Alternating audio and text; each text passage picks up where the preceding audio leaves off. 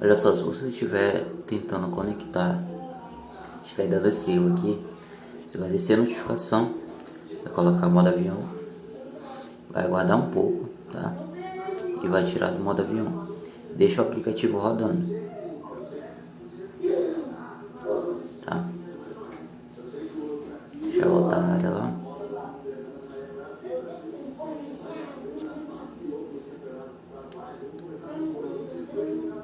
Ó, não foi. Desce de novo a notificação, liga de novo o modo avião.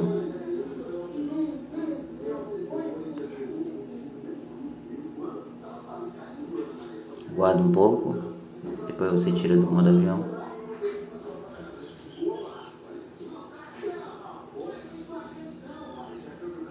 Não foi.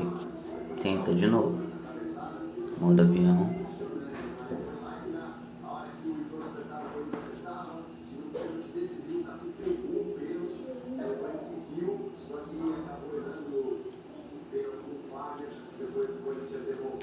Isso é a própria operadora que bloqueia, entendeu? O modo avião é para desbloquear a conexão.